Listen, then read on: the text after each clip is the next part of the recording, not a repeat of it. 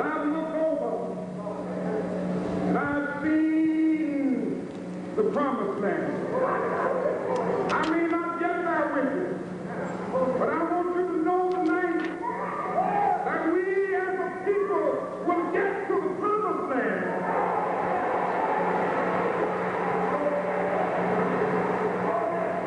So I'm happy. You hear Jesse hollering, go ahead, go ahead. The loudest affirmator, you know.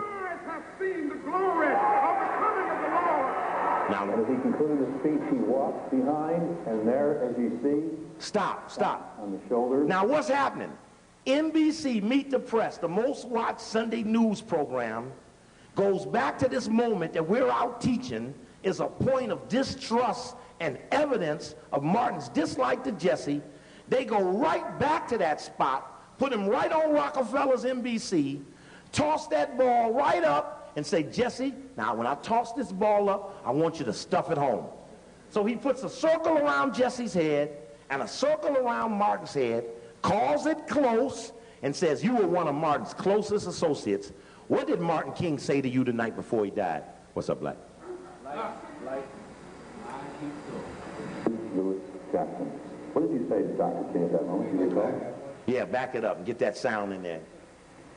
And Jesse gets to holding his eyes all up funny like in the negotiator. Gets to... So I'm happy tonight. I'm not worried about anything. I'm not fearing any man. Mine eyes have seen the glory of the coming of the Lord. As he concluded his speech, he walked behind, and there, as you see, tapped on the shoulders by one Jesse Lewis Jackson. Highlights two faces and wipes Ralph out. It's difficult to express it because I think we were all crying. It's different in that the minister sitting at the right, Reverend Ben Hooks, Reverend Carl Lovers, men were crying. It was kind of different. And like we realized he was under this burden, like he had relieved himself. So he tried not to come to church to speak. He'd actually asked me to come to speak. I said, and this was that night to go with me. And we went together. Stop. And the crowd. What did he say?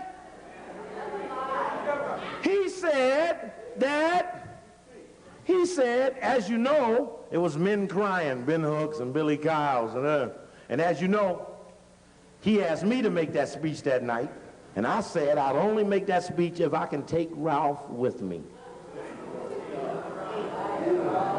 Now, here's the point.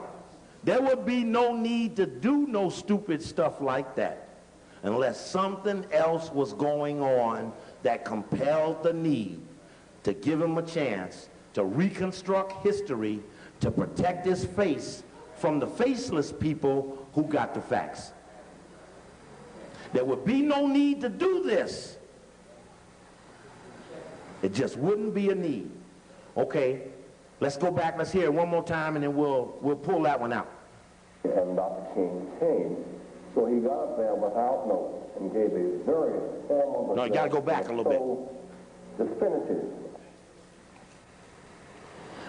And this is the book, The Bureau, that William Sullivan wrote, where he says this Proctor, not Pierce. Because I think we were all crying. It was different in that the minister sitting at the right, Reverend Ben Hooks, Reverend Carl Lovers, men were crying. It was kind of different. And like we realized he was under this burden, like he had relieved himself. So he tried not to come to church to speak. And he'd actually asked me to come to speak. I said, on this Reverend Abernathy go with me. So we went together, and the crowd cheered. And Ralph said, Jesse, this ain't... Oh, yeah, listen. No, let that go. He says, Ralph says, Jesse, this is Martin crowd. The church.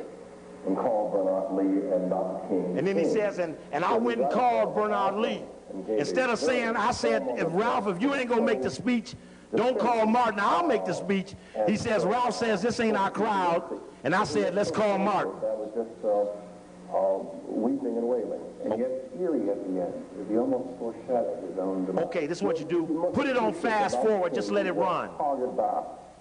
Yeah, just let that run a second. And now this is a key point.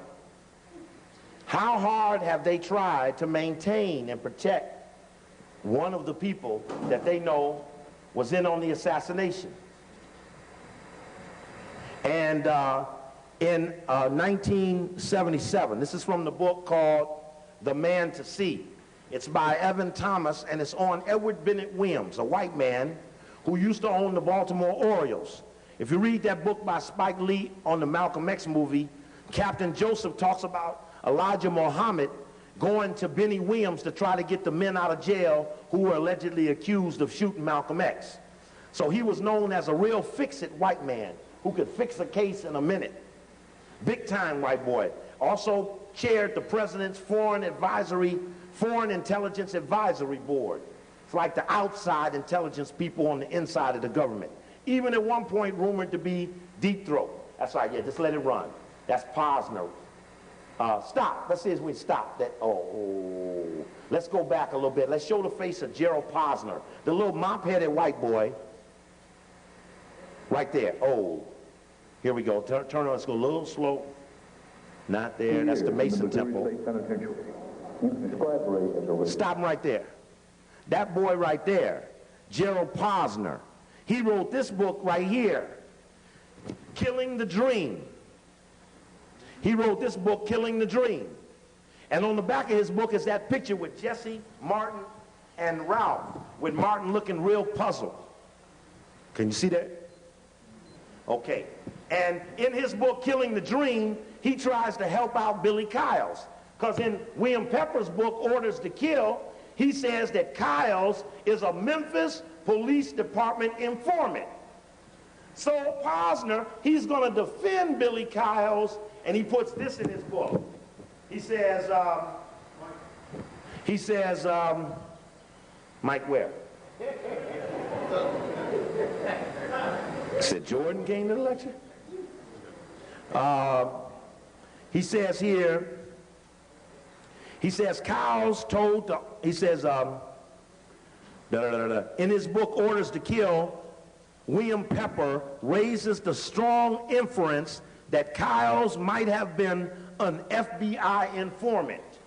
It's degrading and insulting, quote, Kyles says, about the author Pepper's accusations. It casts an aspersion over my 40 years in the civil rights movement. I saw how Pepper operates.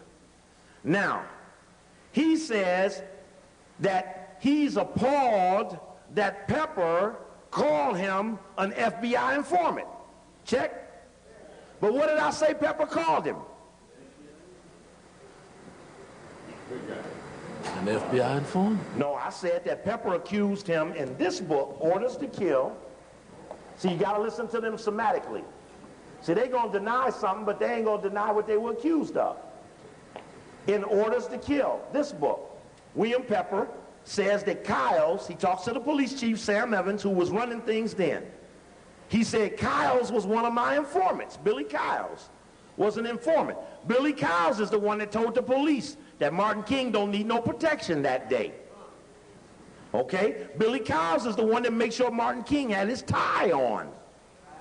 It was the briefing at 4:30 after Ray was checking in at 4 o'clock that said that friendlies will not be wearing ties, coding the people who were on the government side in the assassination scenario would not be wearing a tie. One guy that night was in an argument with Martin King because he was just insisting that he was not going to wear a tie to go to dinner. Who was that? Jesse Jackson. So much so that the argument is what held Martin King on the balcony so the shooting could go down after Kyles stepped away so they could get a better shot. Check. But my point here is that Posner defends Kyles as not being an FBI informant. The only problem was he was accused of being a Memphis Police Department informant. I mean, to me and you, an informant is an informant. But when you're somatically denying something, make sure it matches the accusation. Check. Let's see. Yeah, there we go. Now, we just wanted to show Posner. Okay, you can let it fast forward. Okay, now, very important point. You can turn the lights up a second, because it'll take me a minute for that to get to the spot I need. In 1977, this is from that book,